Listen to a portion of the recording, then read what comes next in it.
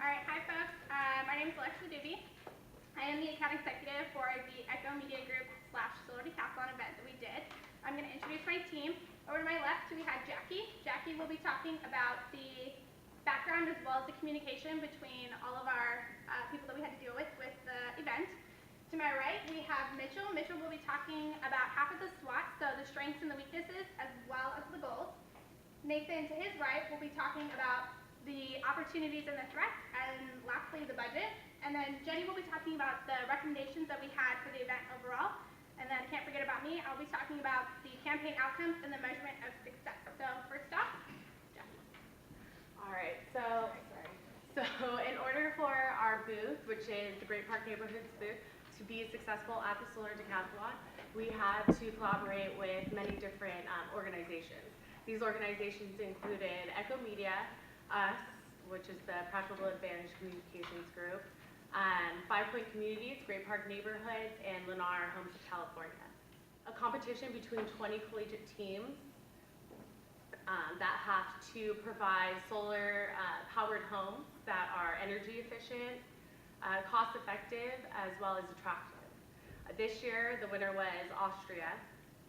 In previous years, they would hold this event at the National Mall in Washington, D.C. They decided to move it to the Great Park, which is being built in Orange County, in the city of Irvine. Going in order of our chain of command, Echo Media Group is the PR firm that we were in partner with. They are a group of individuals that work for, the company has been together for over 20 years. They have 20 years of experience. And they've developed into a group of well-rounded individuals that are now leaders in the PR industry. Our main goal was to promote the Pavilion Park, which is one of the first neighborhoods that was developed in the Great Park neighborhoods. This Pavilion Park consisted of 31 new model homes that had 10 different collections and 8 different builders. And then the management team that was responsible for the pavilion, for building the Great Park neighborhoods, is 5 Point Communities. And then joint with Emil Haddad and Lennar Homes of California, they jointly own and run the new neighborhoods that are being built at the Great Park, or the Great Park neighborhood. Following that, we have to be able to communicate amongst all these different aspects. And so within the communication, we were able to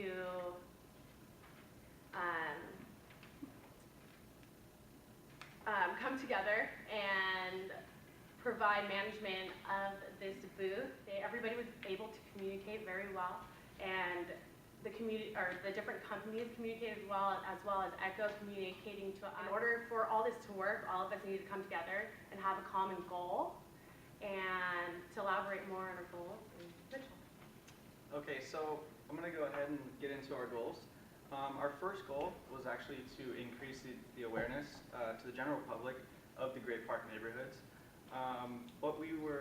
Our task basically was to, both in the expo tent as well as at our water carts, basically inform the public, let them know all about the new Great Park neighborhoods. If you know where Big Orange Balloon is, where it goes up and down, that's where all the new Great Park neighborhoods are going to be going in. We just wanted to inform people that like when they were being built, what's going to be offered, as well as, like Jackie said, tell them about the new Pavilion Park model homes that are actually already built. And then from there, we were supposed to be driving traffic to Pavilion Park. Basically, all that means is that we wanted people to go from the Solar Decathlon to these model homes, check them out, tour them. We wanted people to know all about them. And also, the Great Park Neighborhoods logo is actually an orange bike, hence the orange shirts. Felt Bicycles is the one who provided the design and for these bikes. We actually had them in the booth, and we feel that that's one of the major factors that attracted people to our booth, the interest in the bikes. They wanted to see what was going on, and then once we got them there with that, we were able to also tell them about the home. So initially, when we first met with Echo, we were told that there was a projected 100,000 people to be attending the Solar Decathlon over this 8-day period. Another huge strength is that Great Park Neighborhoods partnered with 5 Point Communities and Lennar Homes.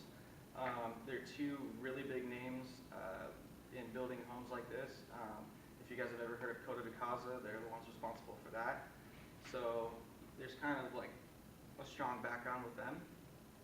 And as far as our budget, we weren't given a strict budget. It was kind of just, there is no budget. I mean, Echo wasn't able to be reckless. They were still, yeah, somewhat frugal, and you know, checking expenditures with 5 Point and confirming that everything that they were going to be spending money on was going to be approved. And then I'll go ahead and get into our weaknesses now. So the location of the model homes, the Pavilion Park, actually model homes, it was not actually at the Solar Decathlon.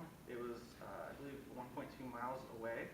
So for some people, that was a bit of a hassle for them to have to get back in their car after driving all the way to the Solar Decathlon to attend this event and leave the parking lot and go drive down the street. It would have been nicer if they could walk, but it's not how it was. There's also a time limitation. It was totally free to go through the model homes and tour them and everything, but the Solar Decathlon and our expo tent where we were actually working in our booth actually closed at 7, and the model homes were actually closed at 6. So anybody that came at 6 o'clock and was all excited about going to visit these model homes,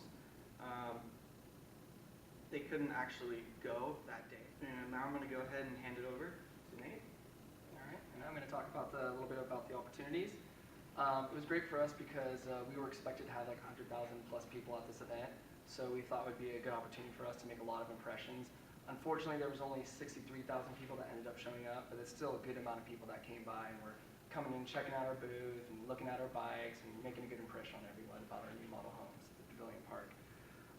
It was also, on the other end of what Mitchell was saying, it was close by, so we figured this was a good opportunity to do it at the Solar Decathlon. It was just about 2 miles away, so we figured, well, since they're already there, maybe we could push them just to go, you know, just right down the street and go check out our model homes. So that was kind of on the opposite end of things. And then also the event was attracting kind of more eco-friendly people, kind of people that were going green and were, you know, worried about the environment and stuff. And that's kind of the theme of Pavilion Park. You know, they want you to ride a bike rather than drive your car. So everyone that moves into the neighborhoods is going to get like an orange bicycle. So that's what the orange bike's all about. So they're trying to encourage you guys to be, you know, more sustainable and stuff like that. So the themes kind of really matched up and kind of gave us the same demographic group of people, which was good for us. And then next I'm going to go into our threats. For one of the threats, this is during and before our event, they had relocated our booth, as they were mentioning earlier. So we were told we were going to be in one position, and at the last minute, they repositioned us in another one. So we were really worried about that. But when we came to the event, it actually worked out really well, and we were in a really good spot, and we were right up close and personal with everyone that walked right in the door. So that was really good for us. And then another threat was a lot of regulations. The city of Irvine had all these rules and regulations in the Solar Decathlon. Like, we couldn't put signs to come visit our booth in the front. We had to stay behind a certain line at the event. We couldn't have our water carts in certain locations. So, and all this is being told us at the last minute. So, you know, we're kind of just like, you got to be real flexible and lean every which way. But what we would do is we would come up with ideas, and then Echo Media would send them in to 5 Point Communities, and that they would either accept them or not accept them. And we just kind of went from there. So it kind of gave us room to be really creative with what we were going to do. Also, the way to save money is our water carts. The 5 Point Communities had used those same water carts in a previous event. So we didn't have to pay for the water cards. So we got to bring those in, reuse those, and a lot of the brochures and information that they already had printed out was from past events. So we saved money on that. So basically all we, Echo Media and us, had to spend was for the water bottles, the 75,000 water bottles, visors and lanyards, and then the 8 bicycles. So, and then there's some numbers up there, and we got the total right down there, and that's pretty much it for the budget. And now Alexa's going to go over our campaign outcomes. Yeah. So you can see how much money we spent just on the cost, but I'm going to, in the measurement of success, we're going to talk about how many people we had as well. But first off, the campaign outcomes, we had a lot of positive feedback, not just from the community itself, but we had a lot of positive feedback from 5 Point Communities. Great Park Neighborhoods, as well as Echo, who is our client, and Sabrina over here, who's right here. Everyone say hello. Hey, Serena. Okay, so Carol Wold, she is actually the contact that we had at 5 Point Community, and we worked a lot with her directly. And so on Halloween, we had our last consultation, and when we sat down with her, she told us, when she went into the office after the event, everyone was, ranting and raving about how great it was and how great we all were. So that was really good to hear, because, it's Carol. You want to, be in the know with her. Another thing was that they put us in their company newsletter, so that was great. And they sent that to us. I wish we had it, but we don't. I apologize. The second one was, basically the whole goal of this was for us to drive traffic over to Pavilion Park, which was about 2 miles away. And so that's why we had a booth at inside the expo at the Solar Decathlon. So Pavilion Park, I know they mentioned that's the first subdivision within Great Park neighborhoods that they have built, where the 31 model homes are. Because we had to drive traffic there, it was a really good, how should I say this, measurement of success that Pavilion Park actually nearly sold out. So how they found that out was there was an article from the OTC Register that was put out.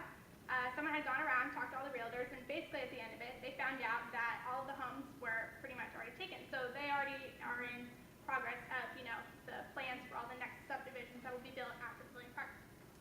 The next one is the Solar Decathlon 8-day turnout. This number right here is 63,871. This number was calculated from the city of Irvine. They had someone go and tour the parking lots, and based on the amount of cars that were there, they timed that number by, I think it was 2.5 and 3. Not I think, I know. It was 2.5 and 3, and that's how they came up with 60,871. Next one, the attendance by day. I know that everyone over here talked about the attendance and how we had some weather issues in the first week. We had the wind, really heavy wind, and then we had the rain as well. So you can see that in the first week we had lower numbers as opposed to the second week. And also probably more people found out about it, so the second week was a lot better for us. Okay, so next Jenny will be talking about our recommendations, and then we'll be concluding for any questions. So the Solar Decathlon was a success for everyone involved. That is 5 Point Communities, Echo Media Group, and Practical Advantage students.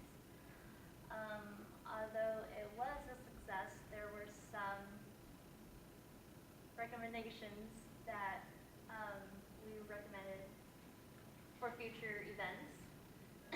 One of them was larger water stations. At times we would get a whole group of people at our water stations, and we could not chill the waters in time for the visitors. Another improvement for the water stations is something that could have saved us time and money, is that we needed a permit to hand out water bottles according to the city of Irvine.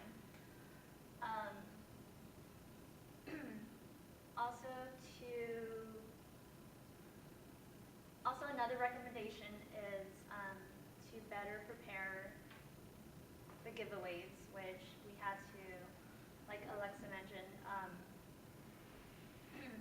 we had big carts to move the water stations.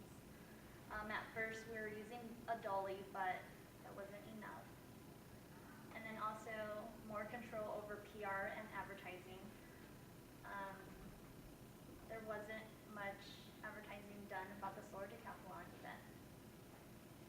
And that's it. Okay, so to conclude, we